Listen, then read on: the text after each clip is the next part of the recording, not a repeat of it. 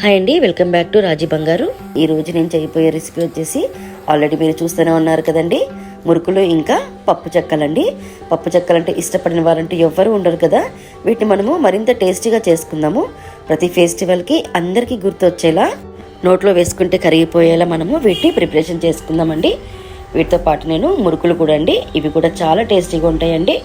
దీన్ని ఇంకా కొంచెం స్పెషల్గా కొత్తగా చేసుకుందాం. మనము ఎప్పుడు ఒకటే విధంగా చేసుకుంటాం కదండి, మనం కొంచెం టేస్ట్ని కూడా చేంజ్ చేస్తామంటే బాగుంటుంది కదా.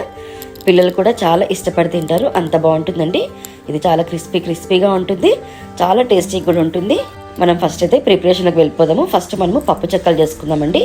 దీనికోసం నేను ఒక హాఫ్ బౌల్లో నేను శనగపప్పు తీసుకున్నాను. దాన్ని కొంచెం శుభ్రం చేసుకొని నేను ఒక 2 hours దీన్ని నానబెట్టుకుంటానండి. అదేవిధంగా ఒక చిన్న కప్లో మనము సగ్గుబియ్యాన్ని కూడా తీసుకొని దాన్ని కూడా ఒక 15 minutes నానబెట్టుకుంటే సరిపోతుందండి. ఇది అల్లము ఒక 2 తీసుకున్నానండి నేను. చూడండి, ఈ విధంగా సైజ్ చూసుకోండి. పచ్చిమిర్చీలు ఒక 7 నుంచి 8 వరకు మీరు పచ్చిమిర్చీలు వేసుకోవచ్చు. నేను దీంట్లో కారం వేసుకుంటలేదండి, అందుకే నేను పచ్చిమిర్చిని వాడుతున్నాను. ఇప్పుడు వీటిని మనము మిక్సీలో వేసుకుందాము. అల్లాన్ని చిన్న ముక్కలుగా, పచ్చిమిర్చిని కూడా అదేవిధంగా ఒక 2 లేదా 3 స్పూన్లు జీలకర్ర వేసుకోండి. జీలకర్ర ఈ విధంగా వేసుకుంటే టేస్ట్ అనేది చాలా బాగుంటుందండి. ఇప్పుడు మనం దీన్ని మిక్సీలో గ్రైండ్ చేసుకుందాము. గ్రైండ్ చేసుకుంటే మనకి ఈ విధంగా ఉండాలండి, మరీ మెత్తగా కాకుండా. ఇప్పుడు వచ్చేసి మనము ఒక బౌల్లో పిండి తీసుకుందాము. బియ్యం పిండి అండి ఇది. ఈ బౌల్ ఉంది కదండి, దీంతో నేను 3 bowls బియ్యం పిండిని వేసుకుంటున్నాను. ఇందులో 1 స్పూన్ వామ, 2 స్పూన్స్ నువ్వుల్ని యాడ్ చేసుకోవాలి. అదేవిధంగా ఇందాక మనం పేస్ట్ చేసుకున్న అల్లం పచ్చిమిర్చి పేస్ట్ కూడా యాడ్ చేసుకొని తగినంత సాల్ట్ కూడా వేసుకోవాలి. సన్నగా తరుక్కున్న కరివేపాకుని, కొత్తిమీరని కూడా దీంట్లో యాడ్ చేసుకోవాలి. నేను మీకు చూపిస్తున్న ఈ ఇంగ్రీడియంట్స్ అన్ని 3 cups పిండి, బియ్యం పిండికే నేను వేసుకుంటున్నానండి. ఇప్పుడు మనము ఒక 1/2 స్పూన్ పసుపును కూడా ఇందులో యాడ్ చేసుకోవాలి. ఇందులో మనము ఆయిల్ని కొంచెం యాడ్ చేసుకోవాలి. వేడి చేశానండి ఆయిల్. దీంతోపాటు ఇందాక నానబెట్టుకున్న సగ్గుబియ్యాన్ని కూడా యాడ్ చేస్తున్నాను. అదేవిధంగా పప్పును కూడా వేసుకుంటున్నానండి. ఈ పప్పు సగ్గుబియ్యంతో ఇది చాలా టేస్టీగా ఉంటుందండి. చూడండి, కలుపుకునేటప్పుడు మనకి ముద్దలు లేకుండా జాగ్రత్తగా కలుపుకోండి. కొంచెం నేను వేడి నీళ్ళు వేస్తున్నానండి. ఇందులో వేడి నీళ్ళు వేస్తే మనకు కొంచెం కరకరలాడుకుంటూ చాలా బాగుంటాయండి. ఈ పిండిని కలుపుకున్నాక ఒక 40 నిమిషాలు నేను దీన్ని పక్కన పెట్టేసుకుంటాను.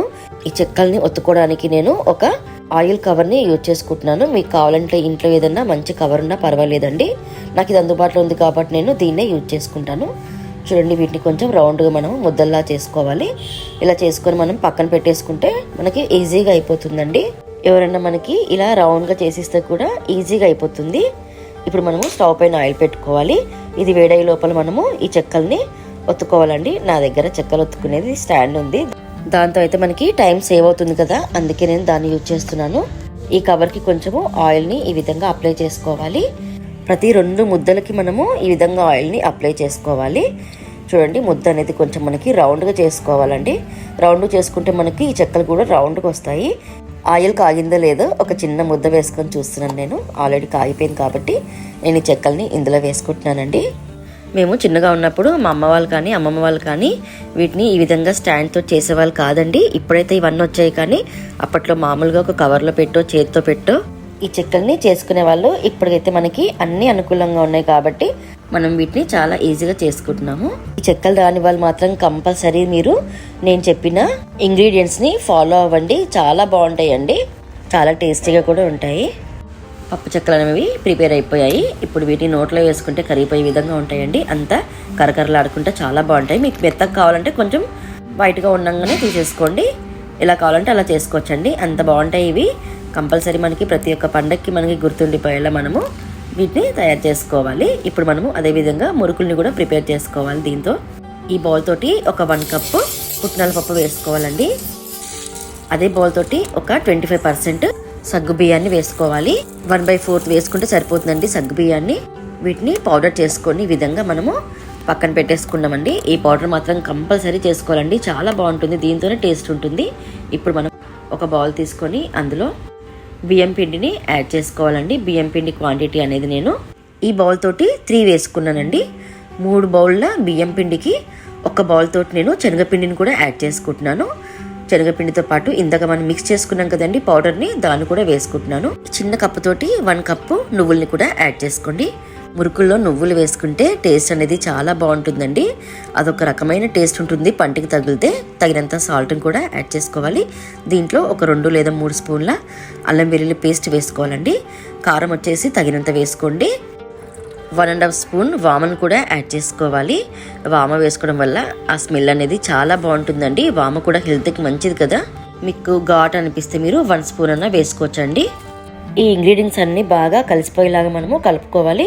ఏదైనా సరే అండి, కలిపేటప్పుడు ముద్దలు లేకుండా చూసుకోవాలండి. ఇందులో కొంచెం వేడి చేసిన ఆయిల్ని వేసుకోవాలి. దాని ప్లేస్లో మీరు వెన్న వేసుకున్నా పర్వాలేదండి, లేకపోతే బటర్ అన్న వేసుకోవచ్చు. ఈ పిండిని మనము గోరువెచ్చని నీళ్ళతోటి కలుపుకుంటే చాలా బాగుంటాయండి. మురుగుల పిండి అనేది రెడీ అయిపోయింది చూడండి. దీన్ని నేను ఒక 30 నిమిషాలు పక్కన పెట్టేసుకుంటాను.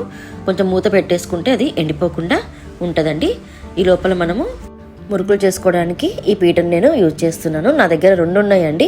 ఫస్ట్ అయితే నేను దీంట్లో కొన్ని వేస్తాను. ఇప్పుడు మనము పిండిని ఇందులో ఈ విధంగా పెట్టుకోవాలి. దీంట్లో సరిపోయే విధంగా పెట్టుకొని మనము దీన్ని ప్రెస్ చేసుకోవాలండి. నేను ఆల్రెడీ స్టవ్ పైన ప్యాన్ పెట్టుకొని అందులో ఆయిల్ వేసేసుకున్నాను. అది కూడా హీట్ అయిపోయిందండి.